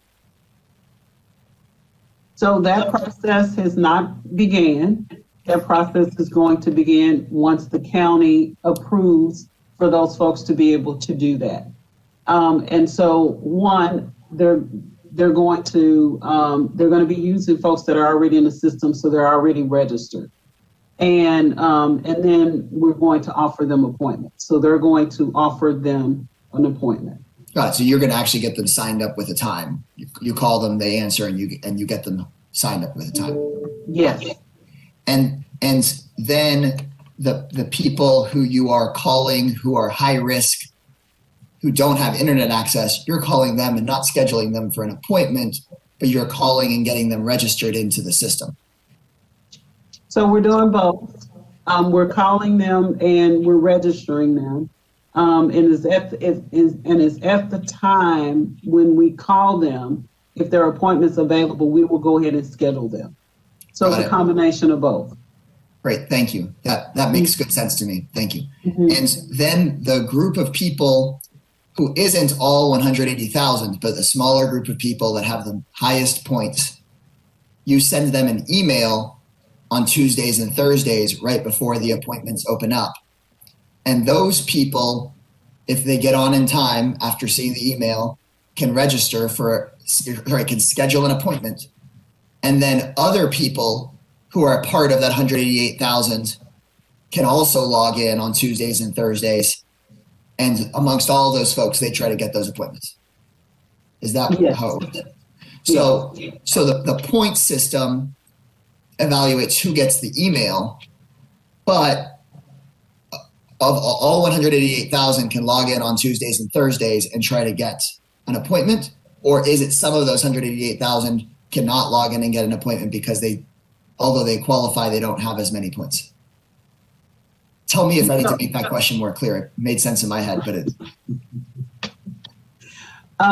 So it's a combination of things. I think the caution I have to just say blanketly is that we cannot restrict access. Once we start to restrict access, then the state of Texas has a potential to step in and we can not receive the vaccine instead.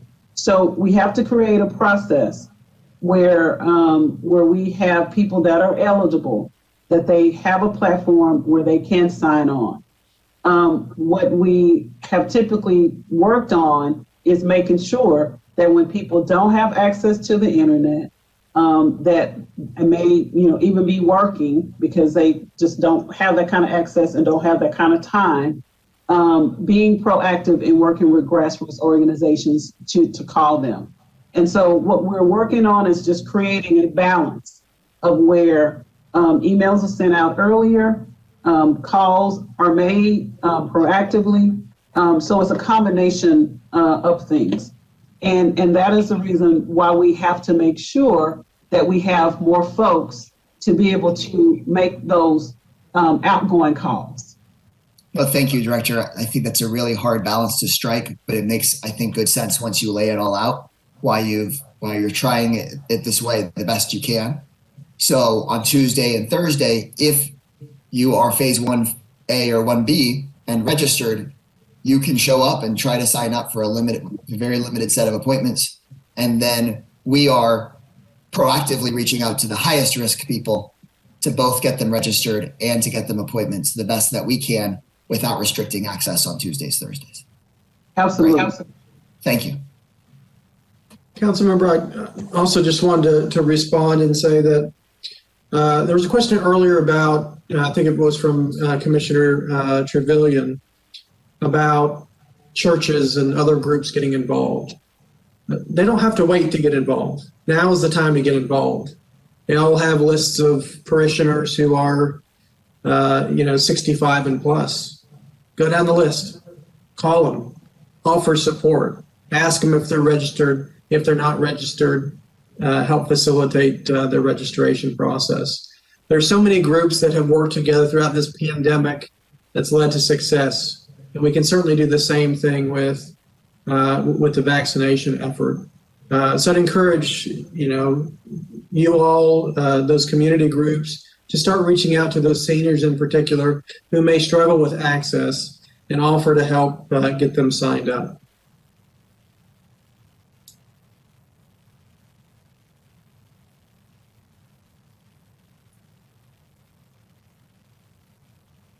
Sorry, Councilmember Renteria. You have another question?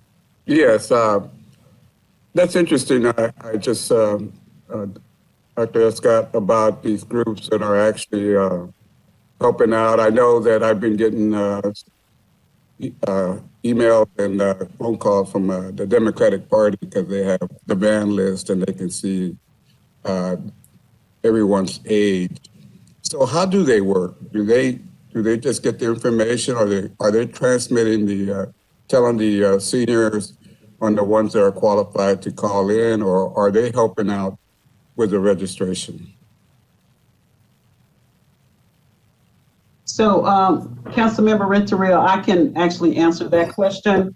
Basically, what the party reached out and requested that they would call all registered voters that are ages of 65 years of age and older, starting with targeted zip codes to increase the awareness so they would know about how to sign up with Austin Public Health. So they made those calls, and what they've done is that if there was anyone, well, let me take a step back. We provided a script for them as well as an FAQ.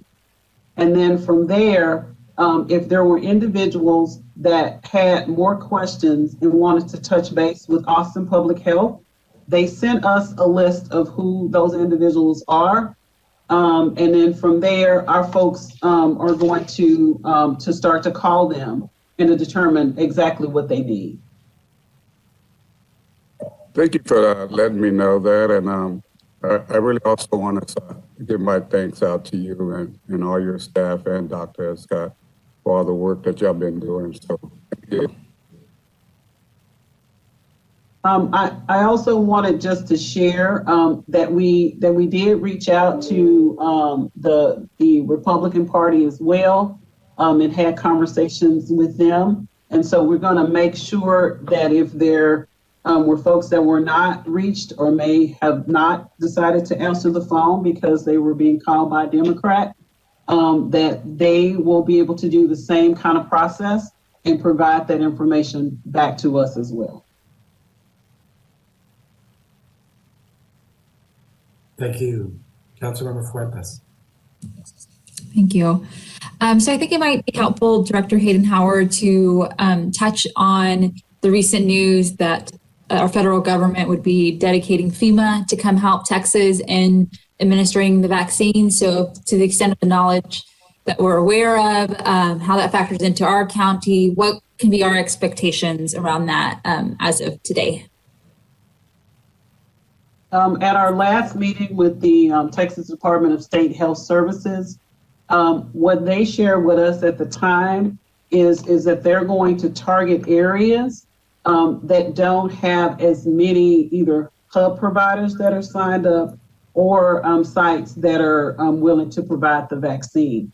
And so that may be subject to change. As all of you may recall, currently the Pflugerville site, even though Austin Public Health is coordinating that, that is done by the Texas Department of Emergency Management at that site. And so we tend to have those types of partnerships even when we do have available services. And so we'll continue to work with the Department of State Health Services and Texas Department of Emergency Management on those efforts. Okay. Mayor Pro Tem. Thank you, Mayor. So one of my concerns I actually brought up during a meeting with the folks from the Community Resilience Trust. And in addition to that concern that I brought up, which was around hearing impaired individuals, us having available materials and outreach training for folks who both either have hearing impairment and need, somebody fluent in American Sign Language, but we also extended that conversation to discuss specifically folks who speak Spanish, but also are hearing impaired, which is a different skill set. So that's a group of folks that I'm concerned about and would like to ask some questions about what accommodations we're making there, but then also recognize that we also have a substantial visually impaired population of folks, and just wondering what accommodations we have available for those folks as well. So we have started the process, IT from an IT perspective. We have been alerted, and we know that there is a need from an ADA capacity for folks to be able to use the computer to make sure, if they are visually impaired, that the computer does make some type of notification to them.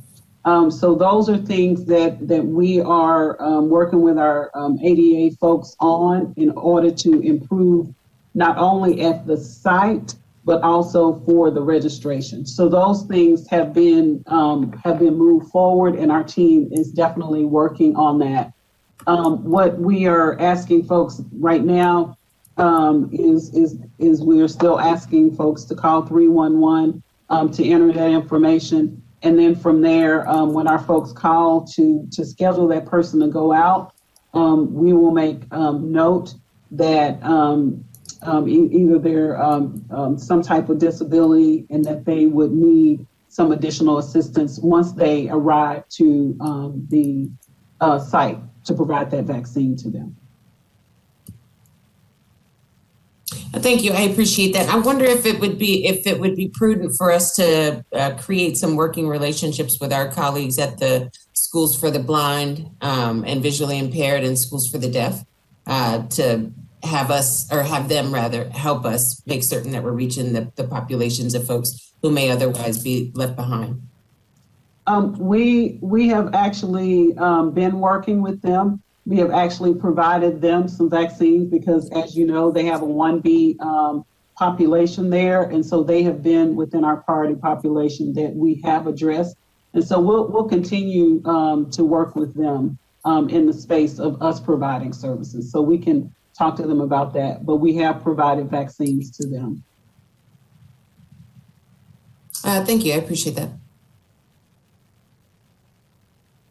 I think it's to me real quick, Director Hayden-Howard, when somebody goes and registers, if they are under 65, do they get an email confirmation if they're registering but not eligible? I was unclear who got the automatic email after registration. Was it just people who registered and were eligible, say over 65? Or was it everybody who registered, including someone, say, in their 30s? Because we are targeting, according to the visual, the eligibility flow chart, the goal is to target people that are 50 years of age and older. And so that is who would receive the vaccine as being eligible. That part I understand. I was just trying to I'm trying to level set the expectations of people in the community. Someone who's 30 years old can go to our system and register. They're not eligible. They're not going to be told to go sign up, but they're in the system. And someday we'll actually get to people that are 30 years old. Somebody who's over 65 also can go and register, but they're not only registered, but they're registered and eligible. You had said that when someone goes into our system, if they're properly registering and eligible, they receive an email confirmation that they're basically in the system and they're eligible. That would be somebody, say, over 65. If someone was 30 or 40 without comorbidities, they can also register in our system. Isn't that correct? They can register, but they will not receive an email that says that you are eligible to schedule an appointment. Got it. So there's no confirming email for somebody who registers but is not eligible. So they shouldn't be waiting for one. And if they don't get one, that does not mean they didn't successfully register. It just means they are not in the universe of registered and eligible for a vaccine when it eventually comes. Thank you. Yes. I want to go back to Judge Brown's request, and I'll join in that, just to have a decision made on the mass vaccination issue. I understand we're not presented with that yet, and hopefully we get to the place where we have 40,000 vaccines to give out. But the judge and I are continuing to get questions from people that just say, what is the mass vaccination plan? I know that you have planned it generally already in the work that's been done over the preceding months as we got here. But I think the additional request from Judge Brown and me would be that you actually take a look at the available options and make the decision as to, at this point, would it be out at CODA or would it be at the exposition center? And would it be drive-through, and who would be logistically setting it up? In other words, I don't think it's going to create a lot more additional work, but just to be able to respond to the people to say, if we got 40,000, this is our plan for execution. I think that plan, and having that written down somewhere and having made those decisions would be helpful. Is that something that you think we could get? As you know, we are we have the plans to be able to move that forward. We are working with a consultant that once we receive that information back from him, then we combine those and then we make a decision about where those locations will be. So based upon the information back from the consultant, then we can provide that back to these bodies. Thank you very much. Judge, I turn it back to you. Thank you so much. So that is all we got. I think we're going to wrap things up here, and I have got.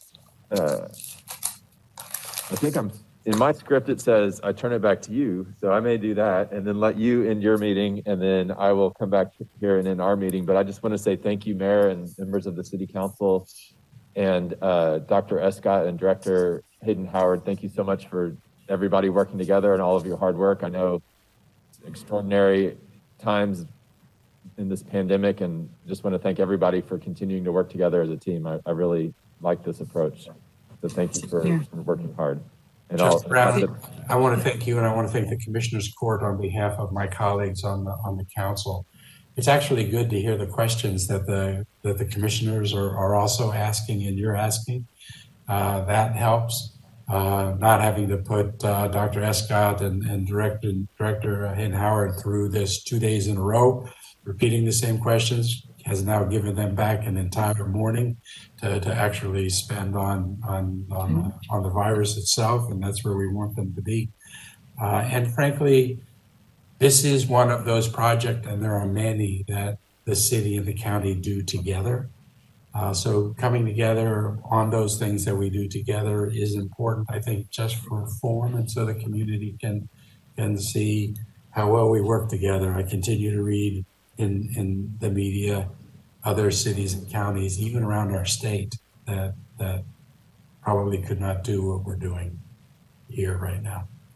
So with that, thank you, Judge, and I will adjourn the City Council's special called meeting today on February 2nd, 2021, here at 11:20, our special called meeting for the purpose of getting the COVID report.